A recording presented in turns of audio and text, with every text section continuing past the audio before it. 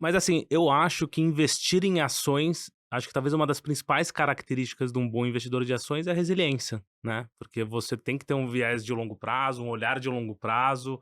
Você vai passar por momentos difíceis. É claro que o momento que a gente está passando hoje é muito difícil, é desafiador. Você não tem nada tangível que você consiga olhar no curto prazo que você puta, vai enxergar para melhorar. Mas, de novo, putz, a gente já viu isso em outros momentos, a gente já teve outros momentos dificílimos também, e eu acho que as coisas, elas se ajeitam. E a gente vai falar, eu tenho alguns entendimentos, né, da classe de ações. Eu acho que a classe de ação, num momento que você talvez tenha uma desancoragem completa, das variáveis nominais, a classe de ações, ela tende a te proteger quando você alonga o seu horizonte de investimento. Então a gente pode explorar um pouquinho mais sobre isso, mas sem dúvida, eu acho que resiliência, não só agora, mas acho que para um bom investidor de ações é uma palavra bem importante. Vamos explorar isso, porque acho que enquanto a gente grava esse episódio aqui, a gente já vê a Selic apontando para 16,5%, mas assim, esse número era provavelmente 15% semana passada, então que dirá que pode ser 18% semana que vem? Acho que só não vai ser porque tem Natal, né, Jesus? Então acho que vai trazer uma calmaria aqui para os mercados, mas assim, o Selic subindo é péssimo para a bolsa, ao mesmo tempo tem uma expectativa de inflação para frente, a gente não sabe, né, acho que já tem muita gente falando em 8%, mas é muito difícil saber para onde vai Sim. a inflação. E como investir em ações num momento como esse? Por que investir em ações num momento como esse, Ciro? Não, legal. Assim, assim, qualquer investidor de ações, ele tem que ter uma crença muito forte. Então, assim, essa é a crença que eu tenho, que a gente tem lá na SFA. Então, assim, investir em bons negócios que sejam geradores de valor, enfim, tenha uma estrutura de capital adequada, né, não sejam muito alavancados. Aliás, no Brasil, a estrutura ótima de capital é de empresas que são caixa líquido, né, porque é uma loucura você ter esses deltas, né, essa variabilidade de Selic que a gente está enxergando agora, por exemplo, nesse momento, né. Então você tem que acreditar nisso. E outra coisa que é assim, ações, né, que na verdade são empresas, são ativos reais, né, então, se você tem um ambiente inflacionário, é porque você tem as empresas, os serviços, os produtos enfim, subindo de preço, e as empresas também estão repassando o preço. Então eu acredito que no longo prazo, as empresas boas que têm essa capacidade de repassar preço, elas te protegem num ambiente hiperinflacionário. E a gente já viveu isso aqui no Brasil, né, na década de 80 até o Plano Real, a gente teve, meu, anos de inflação de 2000%, né, era hiperinflação.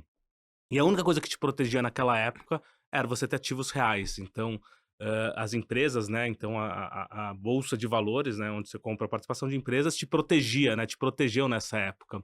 E eu acredito nisso que, se a gente entrar nesse cenário de novo, ou seja, putz, a gente vai entrar num cenário de dominância fiscal, então a gente vai ter uma inflação muito alta, a gente só vai conseguir resolver talvez a questão da nossa dívida se a gente deflacionar ela, eu acho que ações te protege. Eu até estava a gente conversou um pouquinho, eu te falei um pouco de exemplos de outros países que foram um pouco para esse modelo e os ativos reais, né, eles te protegeram em relação aos ativos nominais. Então eu acho que esse é um pouco do momento que eu vejo no Brasil hoje. Você tem Uhum. que ter ativos reais e talvez ter, e é um pouco como a gente trabalha lá na SFA, ter hedges, proteções em ativos nominais, tá?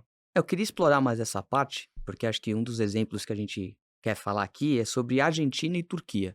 Então são países, se a gente está entrando num cenário de dominância fiscal, né, num cenário de, sei lá para onde vai os juros, e com o dólar deixando, né, com a valorização do dólar deixando a gente cada vez mais pobre versus o mundo, né, Sim, eu queria que você desse exemplos dessas economias que tiveram legal. inflações muito elevadas, né, a Argentina acho que muito próxima aqui da gente, a própria Turquia, mas só que quem investiu em ações não perdeu dinheiro, né, Sim. assim, os índices, a gente pode falar aqui, mas os índices mais do que, se valorizaram nesses países, né, Compensaram, né? De compensaram. forma real, preservaram o valor, né? Então talvez esse seja um dos exemplos aí pra gente.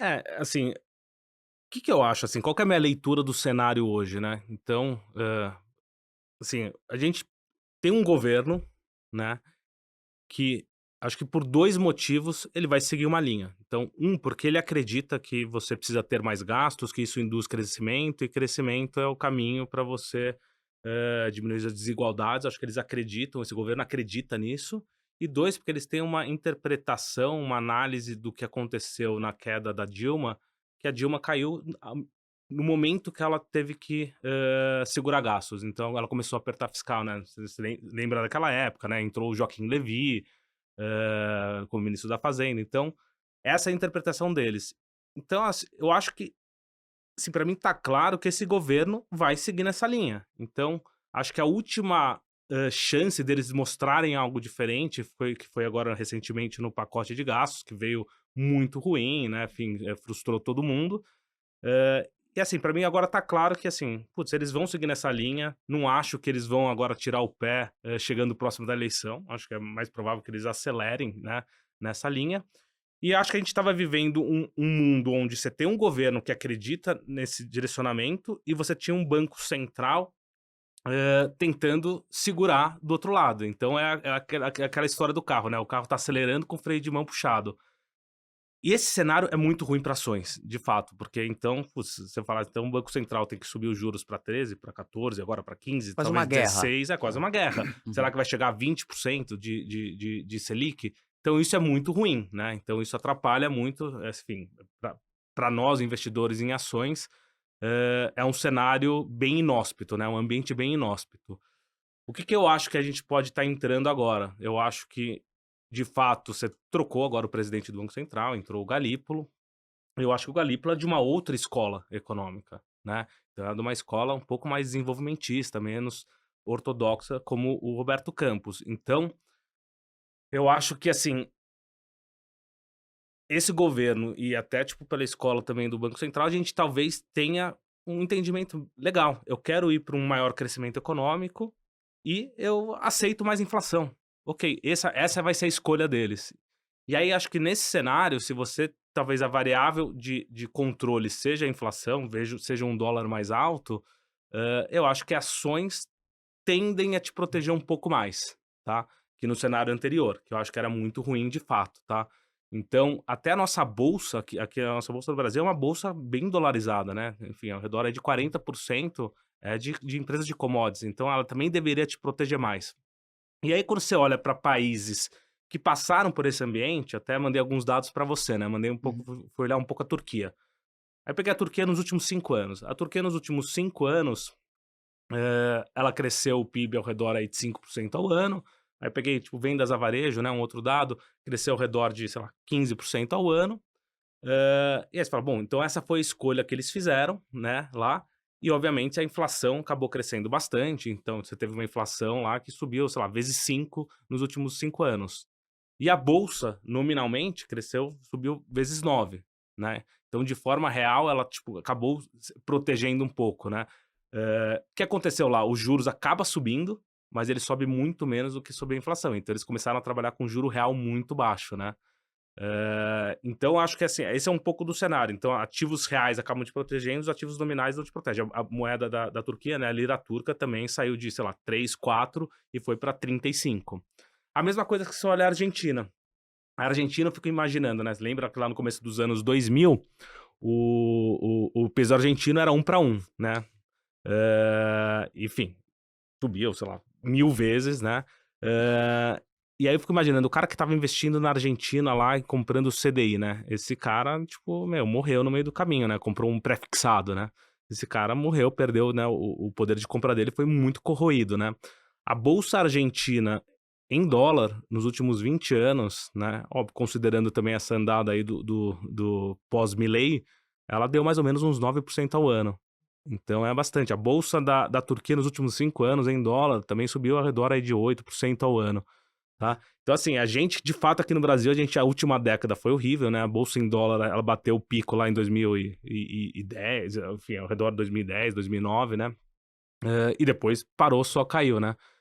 Então assim, eu acho que esse cenário, de novo, esse cenário que a gente tá vivendo é o pior cenário para a bolsa. Se a gente entrar num cenário realmente onde a gente vai ter uma perda da âncora nominal, eu acho que a bolsa tende a ter uma performance melhor e te protege mais, por exemplo, que um pré-fixado. Eu acho que o cara que está no pré-fixado, ele deveria ter mais receio desse cenário do que o cara que está em bolsa em empresas boas, óbvio, com capacidade de repassar preço, tá?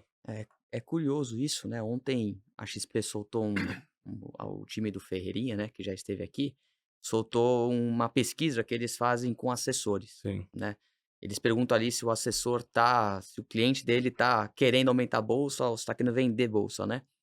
E quem tá querendo aumentar a bolsa tá no low da série, foi 11% dos clientes querem aumentar a bolsa, enquanto quem quer vender bolsa atingiu a máxima ali, sim. 40% dos clientes querem vender bolsa. Então, isso que você tá falando aqui não é disseminado na nossa sociedade, né? Não, Assim, não, pelo que os números mostram hoje, dados resgates e tudo mais, é que o investidor brasileiro não vê nas ações sim. um lugar para ele investir e para suportar esse momento delicado. Sim, é verdade, né, hoje em dia, assim, é o pior lugar, né, pra você falar que você tá investido quando você tá numa roda de amigos, é falar que você investe na bolsa aqui no Brasil, né, o pessoal vai dar risada de você. Mas assim, você tem acho que no mercado você tem que tomar cuidado, né, com as posições extremadas. Então eu vou dar um exemplo bem, acho que tangível, né, que você vai entender. Pô, há, sei lá, 4 anos atrás, as pessoas falavam que morreu os juros, o CDI de 2 dígitos no Brasil. Era o famoso HIP renda fixa, né? É, exatamente. E olha onde a gente tá hoje, né, a gente tá E discutindo... renda fixa, é verdade. Tinha até camiseta, né? Tinha até Fonte uma camiseta, Pois camiseta. é. E hoje a gente tá se discutindo se você abriu agora o podcast falando se a gente vai chegar com um Selic a 16. Então, assim, tem que tomar cuidado com essas posições extremadas, né? Então, enfim, eu acho que assim, de novo, renda variável sempre teve, o Brasil já passou por diversas crises, cenários, conjunturas, hiperinflação, juros muito altos e assim, de novo, o que sempre te protege no longo prazo são ativos reais. E ativos reais, empresa é ativo real. Óbvio, você não pode comprar uma empresa que faça você ter uma perda permanente de capital, isso acontece. Não pode comprar empresa a qualquer preço também. Quer dizer, você pode ter uma reprecificação que te leva a uma perda relevante de capital, né? Mas não é o cenário hoje, né? Hoje a bolsa, enfim, aí de forma geral, assim, óbvio que a gente vai entrar em alguns casos, mas de forma geral, ela tá com uma margem de segurança muito boa, né? Bem relevante para níveis históricos. Então, hoje eu acho que é um bom momento sim para investir. Eu sei que é difícil, né? Putz, o pessoal não quer, morre de medo, mas eu acho que é um bom momento para investir em ações aqui no Brasil, tá?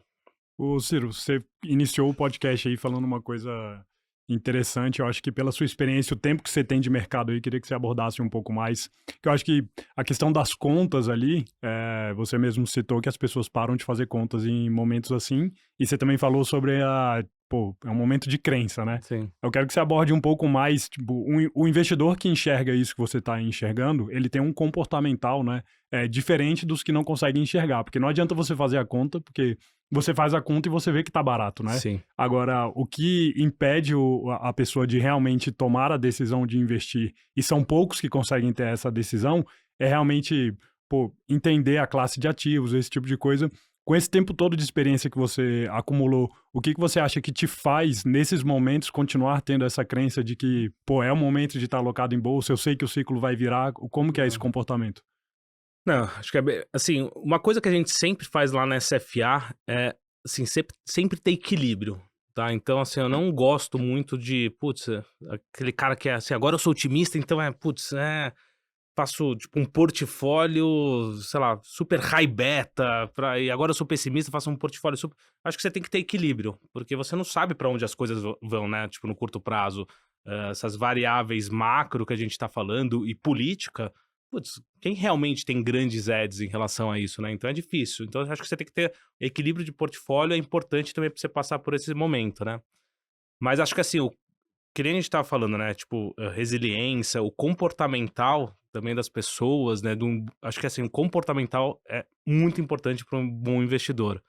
Assim, os melhores investidores, traders que eu tive prazer de trabalhar ao longo da minha carreira, não eram os caras mais geniais. Eram os caras que tinham o melhor controle emocional, né? Enfim, que tinha um psicológico melhor, tá? Então isso para mim sempre foi muito claro. E eu acho que assim, o que te dá tranquilidade nesses momentos é você fazer um trabalho profundo. Então é isso que a gente também se propõe a fazer lá na SFA, estudar muito bem as empresas, enfim, ter muito conforto, porque assim, ninguém gosta de comprar uma ação e ver ela caindo 20, 30. 40%. Óbvio que isso machuca, isso daí, puta, te deixa desconfortável. Mas se você tiver feito um trabalho de diligência profundo o suficiente, que te traga te mitigue pelo menos algum tipo de conforto, eu acho que você tem capacidade ou você tem a possibilidade de tomar melhores decisões ao longo do tempo. Então é isso que a gente tenta mitigar e ter um pouco de dar conforto nesses momentos. E quais são as características desse psicológico adequado nessas pessoas, assim, o que você enxergou? É um cara mais calmo, é um cara que consegue ser paciente? Quais são as características dessas pessoas? Bom, puta, boa pergunta, deixa eu pensar aqui. Talvez o cliente dele, às vezes o passivo é um passivo mais calmo também. É verdade, até não entrei nesse ponto que você falou, que eu queria até mencionar, mas assim, só para responder essa primeira pergunta, que eu acho que é bem interessante, eu acho que assim, pessoas que têm uma capacidade, que são racionais, eu acho que assim, não pode ser uma pessoa que seja muito emocional, porque, enfim, se a pessoa for muito emocional, ela tende a tomar decisões extremadas o tempo inteiro, né? Assim, eu não gosto muito da palavra contrarian, né, de ser um cara contrário tipo, eu quero ser contrário, vou fazer sempre o que todo mundo não está fazendo. Paixão e ser contrário, né? Mas eu acho que assim, você você ter a capacidade de pensar diferente e de estar ok com isso, eu acho que é uma característica também importante. Putz, eu não me sinto desconfortável em ter uma posição que não é que todo mundo que tá gostando, ou, enfim, aquele momento não é a posição mais consenso. Então, pô, o cara que há 3 anos atrás, 4 anos atrás ficou tomado nos juros, ele era um contrarian, né? Tipo, ninguém achava que os juros ia voltar para 15. E naquele momento, pô, ele foi um contrarian. Hoje já não é mais contrarian, né? Então, assim, acho que você ter, enfim, capacidade de resiliência, você ter um cara mais calmo, racional, né, analítico, e ter um viés de ser confortável em ter posições diferentes do consenso, acho que são boas características, né? E acho que o que você falou, que eu queria só comentar, que é o seguinte, esse negócio quando eu falei que o mercado às vezes perde referência de preço, é porque, assim, o mercado, enfim, acho que vocês também acreditam, né, o Mateuzinho principalmente, assim, o mercado ele não é eficiente, né? E ele não é eficiente não só porque as pessoas pensam diferentes, né? Então, putz, eu penso diferente. Às vezes você põe um mesmo evento, a gente dá uma mesma notícia, eu vou interpretar de um jeito, o Matheus vai interpretar de outro para a mesma empresa. E, enfim, porque a gente tem, sei lá, experiências diferentes, pensa diferente, tem um monte de coisas, características diferentes como pessoa. Mas o mercado também não é eficiente porque você tem agendas diferentes do mercado. Então, desde um passivo dentro de um fundo, né? Os clientes do fundo, se um cara está sofrendo resgate, ele tem uma agenda diferente. Ele vai ter que vender aquelas empresas e isso pode deslocar o preço do que seria um preço razoável, né? Então, isso acontece muito. Ou o cara tem mandatos diferentes. Pô, eu tenho um mandato que eu não, sei lá, se o Brasil perde um investment grade ou a empresa perde um nível tipo de rating, eu não posso mais investir nessa empresa. Ou aconteceu algum evento, enfim, do ponto de vista de governança, não posso mais investir nessa empresa. Então, existe mandatos, agendas diferentes, né, passivos diferentes que fazem que as pessoas tomem decisões diferentes e às vezes desloquem o preço de maneira assim, muito grande e acentuada. Então, hoje no Brasil, a gente está vendo isso. O resgate que a gente está vendo na indústria de fundos, seja de multimercado, seja de ações, tem deslocado o preço dos ativos de maneira relevante, assim, na minha visão. Então, você está tendo um fluxo de venda muito grande. E isso não tem jeito. O cara tem que vender a qualquer preço. Ele precisa honrar o resgate, ele precisa pagar o resgate do cotista que pediu esse resgate. Então, isso impacta, são coisas que são a parte só da parte fundamental da empresa ou só da parte de valuation, né? Tem outras forças que movem o preço dos ativos ao longo do tempo.